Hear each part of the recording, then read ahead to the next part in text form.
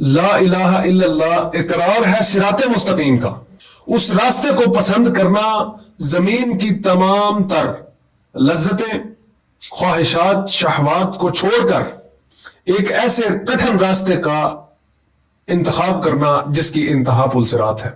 ایسا رستہ، اس راستے پہ چلنے والے انبیاء، صحابہ، صدیقین، شہداء، محدثین، تابعین، تبع تابعین، صحابہ کی زندگی کو پڑھا جائے، ان کی قربانیوں کو صرف پڑھا جائے تو انسان کے رونگٹے کھڑے ہو جاتے ہیں. انسان یہ کہنے پہ مجبور ہو جاتا ہے کہ وہ کیا لوگ تھے، کیسی قربانیاں دے گئے اس کے لیے. پھر بھی لا الہ الا اللہ کا حق ادا نہیں ہوتا. وہ ڈرتے تھے کہ ہم نے ابھی تک لا الہ الا اللہ کا حق نہیں ادا کیا. اپنا سب کچھ قربان کرنے کے باوجود ادھر ہم کچھ نہ قربان کر کے لا الہ الا اللہ پڑھ کے اپنے اللہ پہ ہم نے احسان کیا ہوا ہے. ہم اللہ کو احسان جتلاتے ہیں. ہمارے اعمال اس بات کے شاہد ہیں. اب لا الہ الا اللہ صراط مستقیم کے ساتھ ساتھ جس کے اوپر اللہ کے نبی نے فرمایا اوے یاد رکھنا لا الہ الا اللہ کا مقصد بھولتے گئے، اس کے تقاضوں سے منہ موڑا تو یاد رکھنا کہ صبح کا مومن شام کو کافر ہو سکتا ہے اور شام کا مومن صبح کو کافر ہو سکتا ہے. اتنا کٹھن رستہ ہے، اتنا مشکل رستہ ہے. جو کچھ مانگا گیا وہ قربان کیا جائے گا. اتنا مشکل رستہ ہے. صراط مستقیم اتنا کٹھن رستہ ہے کہ اللہ پاک فرماتے ہیں کہ کہہ دو، کہو، اقرار کرو، جب بھی جو بھی حکم آیا اس کو سنو گے اور اس کی اطاعت کرو گے. اطاعت کرو گے. یہ اتنے بڑے رستے کا انتخاب ہے. لا الہ الا اللہ زمین پر ایک نظام کے نفاذ کرنے کا اقرار ہے. لا الہ الا اللہ انسانیت کی رہنمائی اور انسانیت کی فلاح و بہبود کے اقرار کا نام ہے. زمین کو پرامن بنانے کا نام، اس ذمہ داری کا نام لا الہ الا اللہ ہے. لا الہ الا اللہ وہ کلمہ ہے. اے امت مسلمہ، اگر نبی پاک صلی اللہ علیہ وسلم بھی اس کے اندر ذرا برابر شراکت داری کریں یا کرنے کی خواہش کریں تو قرآن اللہ نے اتار دیا کہ اے نبی اگر تم بھی ذرا برابر اس کلمے کے اندر شراکت داری کا دعوے دار بنو گے تو یاد رکھنا ہم تمہیں بھی اپنے عذابوں کی گرفت میں لے لیں گے. اللہ لا الہ الا اللہ کے اندر ذرا برابر شراکت اور ذرا برابر اس کے مخالف تکبر کو برداشت نہیں کرتے. اب ہم ذرا اپنا جائزہ لیتے ہیں. میں اپنا جائزہ لیتا ہوں کہ لا الہ الا اللہ داڑھی کی آڑ میں اور تقوی کے لبادے کی آڑ میں کون سا گناہ ایسا نہیں جس سے ہماری مسجدیں بھی پاک ہوں. کون سا گناہ ایسا ہم نے چھوڑا ہے جس سے ہمارے بازار پاک ہوں، ہمارے گھر پاک ہوں، ہمارے معاملات پاک ہوں.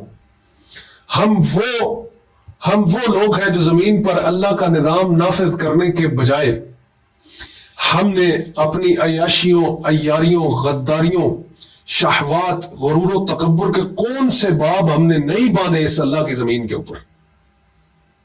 پھر ہم وہ 5 مرلے کے فرعون ہیں، 5 مرلے کی سلطنت کے ہم وہ فرعون ہیں اللہ کی قسم جنہوں نے اپنے گھر میں اللہ کا نظام نافذ نہیں کیا، اپنے گھر والوں کے اوپر اللہ کا نظام نافذ نہیں کیا. ہم وہ 5 مرلے کی سلطنت رکھنے والے فرعون ہیں جو کلمے کی آڑ میں باہر ہم کہتے ہیں لا الہ الا اللہ، گھر میں عیاشیاں، بے غیرتیاں، ظلم و ستم، نا انصافی، دنیا کے پیچھے تبلیغ، صبح و شام، پیسہ، مال، دولت، عزت، وقار، شہرت، عزتیں قربان کر دی، ہم نے زندگیاں گزار دی، بال سفید کر دیے دنیا کے پیچھے.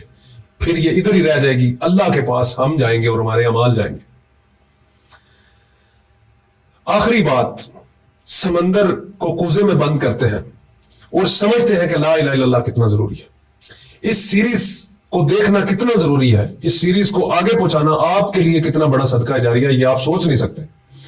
ہمارے علماء آج کل لا الہ الا اللہ کے تقاضوں سے نہ آشنا ہیں، اگر آشنا ہیں تو جو ان کے پہنچانے کی ذمہ داری ہے اس میں انہوں نے انصاف نہیں کیا، انہوں نے اس امت کو دھوکہ دیا، اس امت کا مال کھایا، لیکن لا الہ الا اللہ نہ سمجھایا، نہ پڑھایا، نہ بتایا۔